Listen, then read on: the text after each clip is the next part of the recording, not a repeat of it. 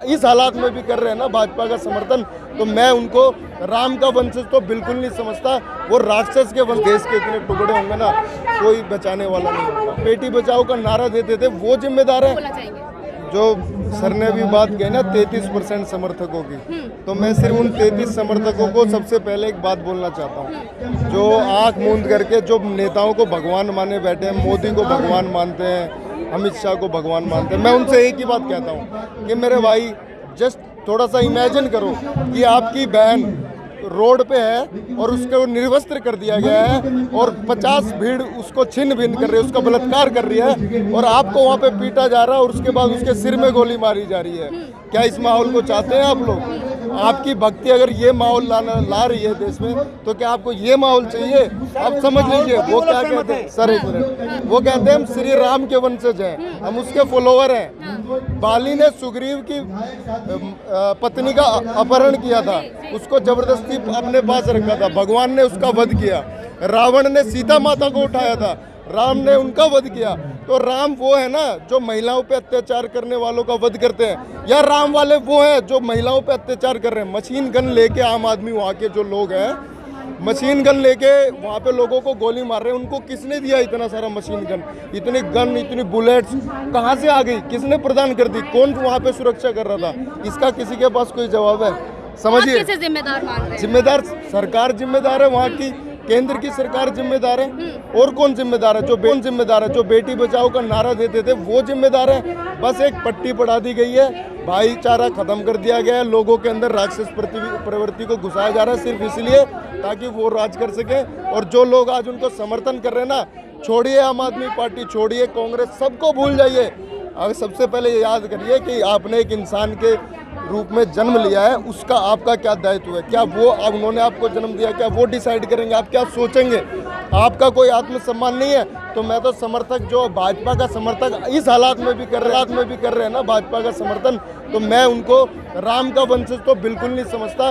वो राक्षस के वंशज है और आप खुद समझ लीजिए। और एक बात बोल रहा हूँ, ये लौट करके सब पर आएगी। अभी तो वहाँ से चालू हुई है, ये यहाँ भी पहुँचेगी। आज आप मुझसे बयान ले रहे हैं, कल को यही माहौल होगा। आप महिला है, आप मेरी बहन है, लेकिन आने वाले समय में अगर मुझे कोई बात बुरी, आज देश में लोगों की मानसिकता ये हो जाएगी कि आपने अगर कुछ मुझसे गलत सवाल पूछ लिया तो पता नहीं आप ही के साथ क्या होगा। आपके साथ भी गलत होगा, सबके साथ गलत होगा अगर यही चलता रहा। तो अगर आज हम जागृत ये कहना चाहते हैं सीधे तौर पर, अगर भाजपा सरकार जो बरकरार रही 2024 को, तो आज जो मणिपुर में जो 2 महिलाओं के साथ बर्बरता हुई है, वो आने वाले टाइम में अलग अलग राज्यों में भी हो सकती है महिलाओं के साथ? बिल्कुल हो सकती है। आप समझिए ना, देखिए हमने सोचने का पैमाना क्या बना दिया है। कोई क्रिश्चियन है तो उसके साथ कुछ गलत हो रहा तो कोई इशू नहीं है करने। अगर हिंदू किसी क्रिश्चियन के साथ गलत करे, एक तरफ ये मुसलमानों को बोलते हैं, मुसलमानों को टारगेट करते हैं, दूसरी तरफ अब ये क्रिश्चियन हो गए, अब वो तो मुसलमान भी नहीं है, अब क्रिश्चियन है वो लोग, अब इनको उससे भी प्रॉब्लम है। तो भैया आप करना क्या चाहते हो? तो उसके लिए यूसीसी ला रहे हैं ना वो लोग? हाँ, यूसीसी तो ला रहे हैं, लेकिन वो जो मेंटेलिटी घुसा रहे हैं उससे क्या, उसका क्या करेंगे? जो सोच लोग, आप यूसीसी ला दीजिए, हर चीज़ ओके है, लेकिन जिस आदमी को ये पता है, जो आदमी ये सोच के निकला है कि मैं हिंदू हूँ, वो उसके माइंड में यूसीसी कैसे लाएंगे? क्या समझे? जो इन्होंने माइंड में यूसीसी, वो यूसीसी तो माइंड में घुसाइए ना। लोगों को बताइए कि सब हम एक ही है, इसी धरती के पुत्र हैं, यहीं के बच्चे हैं, बेटे हैं, ये हमारी बहनें हैं। क्रिश्चियन है तो क्या हमारी बहन नहीं हुई? क्या उसकी कोई जितनी, क्या वो हमारे देश की अस्मिता नहीं है? लूटिए, रोड पे बैठा करके एक महिला को, एक लड़की को गोली मारी जा रही है, और कैसे कैसे गन्ने उनके पास कहाँ से आ गई? किसने प्रोवाइड करे? किसका फेलियर है?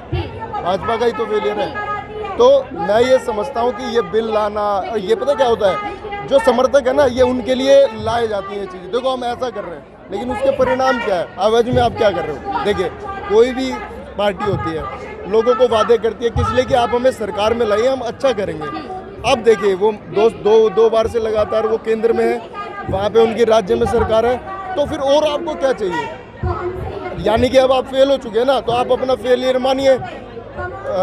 जो हमारे मनमोहन सिंह जी थे, उन्होंने निर्भया कांड पे अपनी जिम्मेदारी ली थी, बोला था हाँ जी सरकार का फेलियर है, और हमारे प्रशासन का फेलियर है। आप दिल दिखाइए ना उनके जैसा, आप बोलते वो बोलते नहीं थे भैया, वो जिम्मेदारी वाला आदमी था ना, उसने तो ली। ये मोदी जो सीना चौड़ा करके घूमते हैं, वो एक बार लेके देखे ना जिम्मेदारी, वो बताए ना। अब क्या कह रहे हैं, वो 2.5 महीने इंटरनेट बंद करवाया गया ताकि लोगों तक बात ना निकले, बहन बेटियों की इज्जत लूट गई। और मैं कह रहा हूँ ये 5,000 का आंकड़ा दे रहे हैं, 20-25 हज़ार आदमी मार दिया गया होगा, 10 साल 15 साल। और बहन बेटियों का तो जो हाल है ना, वो कोई सोच कल्पना भी करता हूँ तो मैं सोचता हूँ मैं इस सीरिया में तो नहीं रह रहा हूँ। हम बहुत सारी दूसरी कंट्रियों की वीडियो देखा करते थे, वही हमारे देश में हो रहा है। तो अब ये समझिए कि हम कहाँ सरकार आके अगर खड़े हुए इसमें हैं। पहले से ही एक्टिव हो जाती, जो 80 दिन से ये हिंसा चल रही है, तो ये जो 2 महिलाओं के साथ बर्बरता हुई है, ये रुक सकती थी। आप समझिए ना, सरकार तो उसमें शामिल है। आपने उनका बयान सुना कि खुद पुलिस वालों ने उनको निकाल करके भीड़ को सौंप दिया।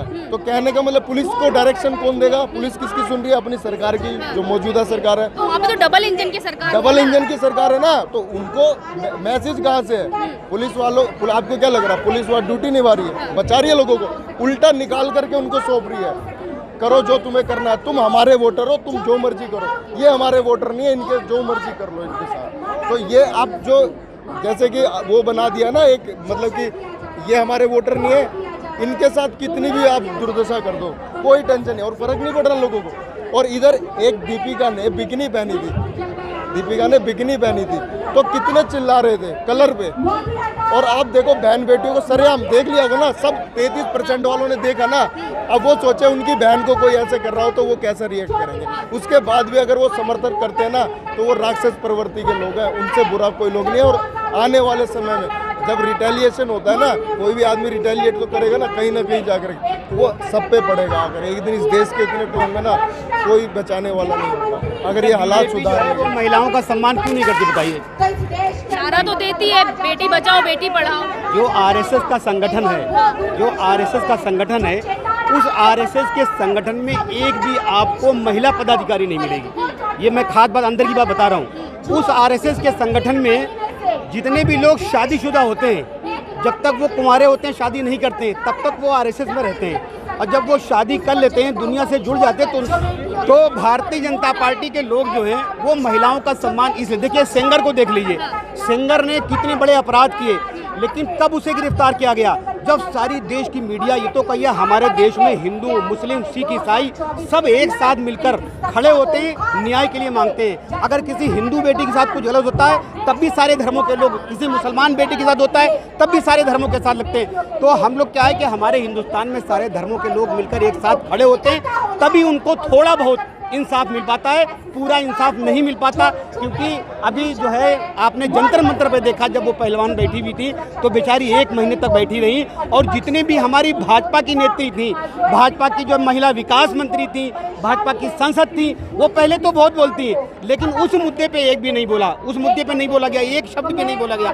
तो फिर क्या है कि ये भारतीय जनता पार्टी के लोग, ये आरएसएस के लोग महिलाओं का सम्मान इसलिए नहीं करते हैं क्योंकि अंदर से इनके बायोलॉजी में लिखा हुआ है कि कोई महिला पदाधिकारी नहीं बनेगा, कोई महिला साथ में नहीं आएगा, इसलिए लोग महिलाओं का सम्मान नहीं करते हैं। और मुझे लगता है कि देश को अगर सुरक्षित रखना है, अगर महिलाओं को सुरक्षित रखना है, देश में महिलाओं को सम्मान से जीना है, तो अगली बार 2024 में हम और आप सब मिलकर 2024 में भारतीय जनता पार्टी की सरकार को हराएं और एनडीए की सरकार जो इंडिया की सरकार को जितवाने का